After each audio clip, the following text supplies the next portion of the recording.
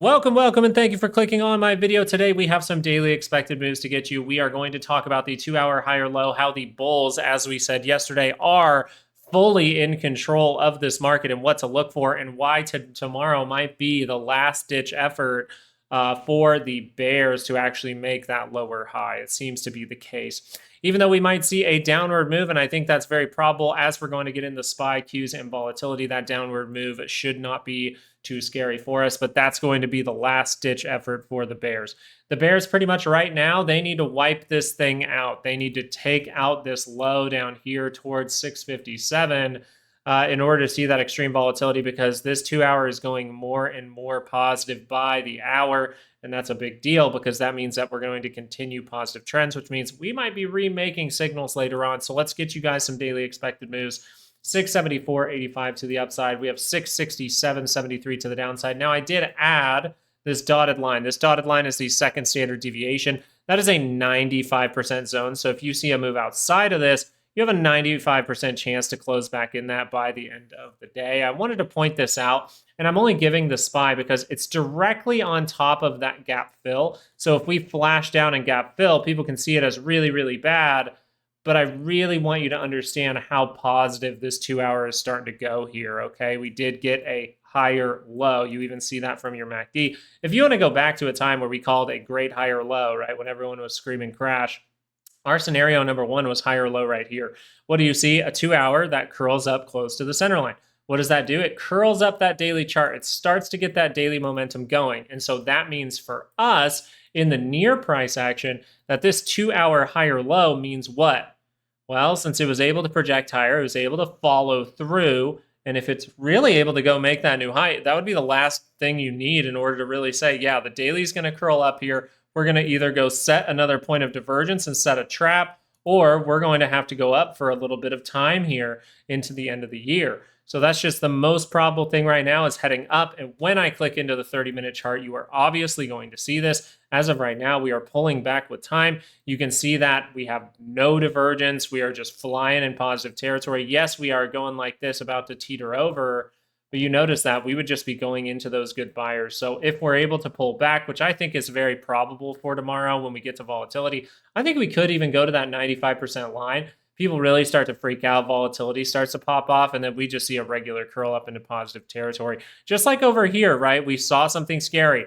Thank goodness for divergence. This time, it was divergence. Over here, it was a higher low, and over here, it was a higher low. But this time over here was a slight divergence, and then we actually popped up. We went up into those highs, right? And then we curled down to retest that 5-day and saw that boom to the upside. And you see this from your MACD. And so as of right now, I think you're going to see a similar thing where you actually do get some kind of move to the daily expected move. If you're lucky, all the way to that 95% line, people will start to freak out, make big bets for the downside. But if you don't see that continuing to take out this low, it is very likely to curl up into positive territory. And we are very likely to see something like 680, 678, 60, that weekly expected move by the end of the week. That is the most probable scenario here. And so I hope you're paying close attention. We don't know the future or anything like that. We just say what markets are doing, right? We go with the flow. We go with the flow. We trade like water. We end up in the meadow. And as of right now, if you were taking a short position after a 2-hour higher low confirmed, well, then you might be chilling with the it clown. So hopefully you're not there. If you are, that's okay. People make mistakes. Swim your ass out of there and get back to the meadow, okay? We'll get you there. Stay attuned to these videos and we'll try to get you there, okay? So the most probable thing for the SPY, dip down on the 30-minute, test that 5-day, able to curl up into positive territory. Then we might have to remake those 2-hour signals. That is something we may go over in a Patreon video tomorrow because I don't have time today. The Qs, you don't need the second standard deviation. It's somewhere around that gap fill, but for the daily expected moves, you have 614.86 to the upside. You have 607.90 to the downside. This is a very low amount of implied volatility for the Qs. Usually there's a pretty good separation between the SPY and the Qs. You don't have that tomorrow, but you do have these great buyers. You have the higher low right in here. This is fantastic. It means the follow-through tells you, okay, well, the bulls have really taken back control. The last-ditch effort is going to be, hey, confirm down and take out these lows, and that's going to be needing some dramatic news. I don't see anything down the tape for that, just at least from what I've seen, but I haven't had the most time to look at things today. We've been very, very busy over here. So for today, you would say if the 2 hour cross is down, right, just take it in stride. If the 2 hour cross is down, is that worrisome? Well, you would say yes, right? You're like, okay, we have a double top. We might have divergence over here, but overall, there's some room to that center line. We're starting to violate these divergence points a little bit. So overall, well, if I'm going to see the 2 hour get a big move down, then the 30-minute definitely has to be shown.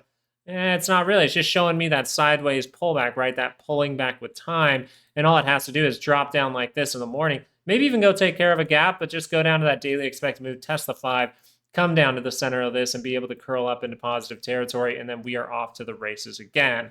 I mean, remember, all these divergences gave us the hint, right? We don't have any of that really going on right now. So this means that a 30-minute continuation would be the next real opportunity in my book. Once we do get up to the weekly expected move, we're going to be talking about a 2 hour, right? We're going to be patient. We're going to be looking for that 2 hour pullback because that would be the better opportunity at this point. But for now, it would suggest that the bulls are in control. When we do see dips down, it most likely will be pullbacks from this point forward, unless we see a crazy move tomorrow where the 2 hour confirms down and takes out this low of 595.67. That's where what would have to happen. And that's very low probability. I'm being very honest with you when I say that. That is my true opinion. Now, there is a chance for some volatility to come in tomorrow. And that's because you do have finally a 30-minute divergence where towards that 1683. So I thought we were going to come down and test that 1683, if not 1504 when we're said and done. If you didn't know, I'm looking for this, right? I'm looking for like a left, a head, and a right shoulder if we can see some big volatility come in, but we might have to remake reversal signals. So what does that mean? That means that this daily here on the MACD might need to cross down, get by that center line, meaning we could have the rest of October to go up, and then we'll see if we're able to curl up into positive territory. So I will keep you very aware of that. Do we have those signals now? No. So I want you to see how deep the 2 hour MACD is. Look how deep that is compared to the past.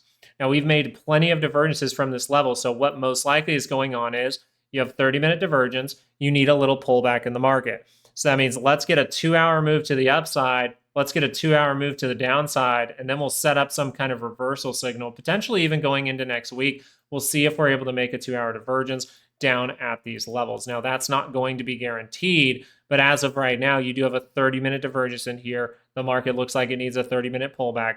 We can see people get overly zealous to the volatility, right? People can overdo it with volatility, thinking a crash is going to happen. And then we just end up, curling back up later on. So the most likely thing here, if you are trying to get my drift, is the 2 hour sees some kind of pop to that daily expected move and then is able to fade that move and come down to potentially 1504. That would be the most probable thing. If you're looking for the next time the daily is going to get going, well, you're going to need to see some 2 hour divergences. You might even end up, because you are pretty deep here, you're pretty deep. You're at -1. You might make like a triple one, kind of like back in here. So we might make triple divergence, meaning we could see a pop into a drop, into a pop, into another drop, and then at the end of the month, we actually see volatility come in. But as of right now, you are not seeing anything, right? The 2 hour is extremely negative. The 30-minute does have reversal signals, but that is just saying that the 2 hour is going to move. The daily is falling off pretty dramatically. It hasn't completely fallen off. You're still above the 50 at this point. That's a big deal. But we could come down to that area. We could lose it for a moment, go down to that 1504 before we're able to curl up. So it looks like you have some time where we could potentially go make new all-time highs is what I'm getting at here. So if we really pay attention to the SPY, we should be looking for a continuation of the bullishness as it stands.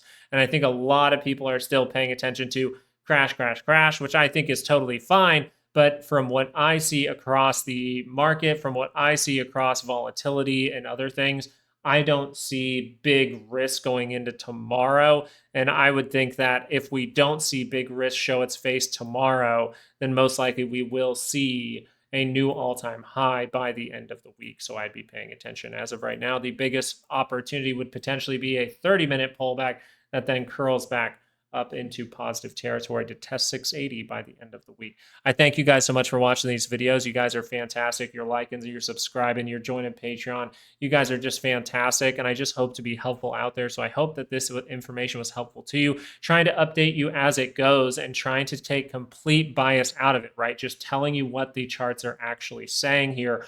While I notice a lot of people are still sucked into the crash, that was very, very possible, by the way. That's not me trying to talk badly of it. It was very, very possible when we had this. It was very, very possible when we had this. But once we do this little move like this, once we got that follow through, guys, the game really changes, and the 30-minute chart is what tells you that. So I just want you to understand that being a flip-flopper as a trader is a perfectly fine thing. It is actually a very good thing, right? It is very, very good, because the people who decide not to flip-flop are the ones who keep making the same bet, and they keep trying to short things in the wrong environment. And right now, you're still in a positive trend. The daily scale curls up, you're going to see new all-time highs pretty easily. So be watching out there. I hope that these videos are helpful to you, and I hope you have a great rest of your night. All right, peace out.